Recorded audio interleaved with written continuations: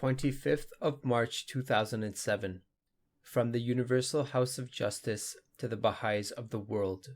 Dear Baha'i friends, one of the signs of the breakdown of society in all parts of the world is the erosion of trust and collaboration between the individual and the institutions of governance. In many nations, the electoral process has become discredited because of endemic corruption.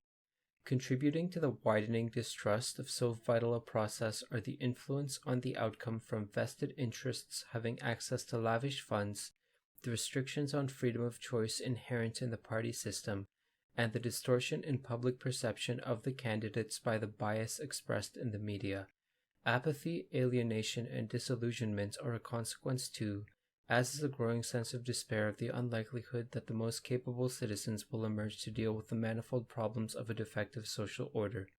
Evident everywhere is a yearning for institutions which will dispense justice, dispel oppression, and foster an enduring unity between the disparate elements of society. The world order of Baha'u'llah is the divinely ordained system for which nations and peoples so desperately search.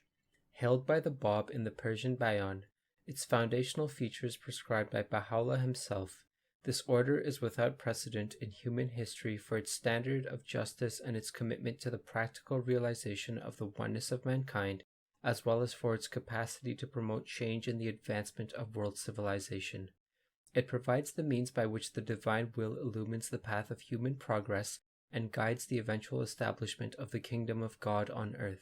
Throughout the entire planet, the devoted followers of Baha'u'llah are laboring to develop further the Baha'i administrative order described by the Guardian, not only as the nucleus but the very pattern of the New World Order, thus setting the foundation for a world civilization destined to yield its dazzling splendor in the centuries to come. They do so notwithstanding the conditions of turmoil and disorder alluded to by Baha'u'llah in affirming that the world's equilibrium hath been upset through the vibrating influence of this most great, this new world order. Mankind's ordered life hath been revolutionized through the agency of this unique, this wondrous system, the like of which mortal eyes have never witnessed. With the concerted worldwide endeavor to advance the process of entry by troops gathering momentum through implementation of the provisions of the 5-year plan, it is now opportune that the believers everywhere give greater attention to strengthening the process by which assemblies, national and local, are elected. The manner of participation by all adult members of the community in these elections is a distinguishing feature of the system of Baha'u'llah, for it is a bounden duty that confers a high privilege upon every Baha'i to select, as a responsible citizen of the new world being brought into existence, the composition of the institutions having authority over the functioning of the Baha'i community.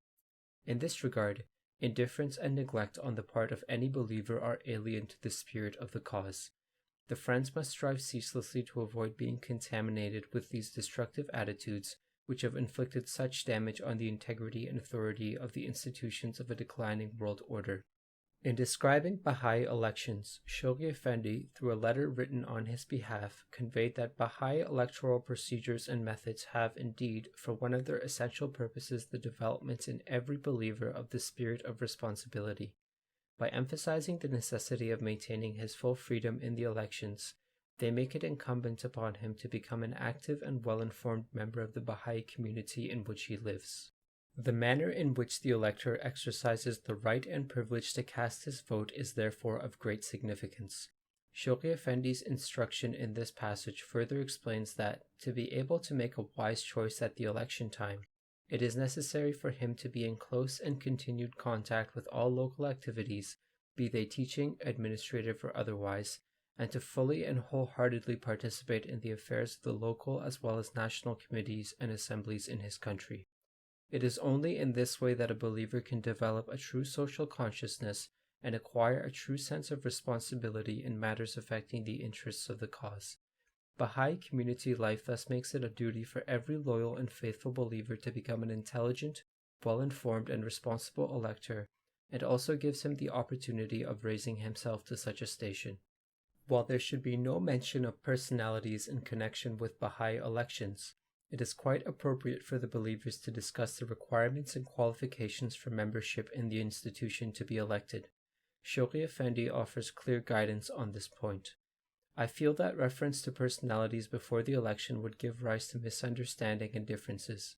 What the friends should do is to get thoroughly acquainted with one another, to exchange views, to mix freely and discuss among themselves the requirements and qualifications for such a membership without reference or application, however indirect, to particular individuals.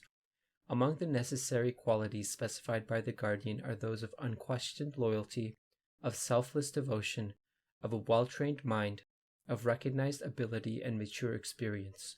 With a heightened awareness of the functions to be performed by the elected body, the believer can properly assess those for whom a vote should be cast. From among the pool of those whom the elector believes to be qualified to serve, selection should be made with due consideration given to such other factors as age distribution, diversity, and gender. The elector should make his choice after careful thought over an extended period before the actual election.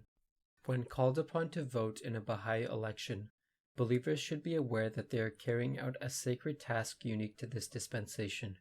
They should approach this duty in a prayerful attitude, seeking divine guidance and confirmation. As Shoghi Effendi has advised, they must turn completely to God and with a purity of motive, a freedom of spirit, and a sanctity of heart, participate in the elections. Through their wholehearted embrace of the Baha'i electoral process, the believers will witness day by day a greater contrast between the emerging institutions of the Baha'i administrative order and the decaying social order around them. In this increasing distinction will be seen the promise of the glory of the world order of Baha'u'llah, the system destined to fulfill the highest expectations of humanity. Signed, the Universal House of Justice.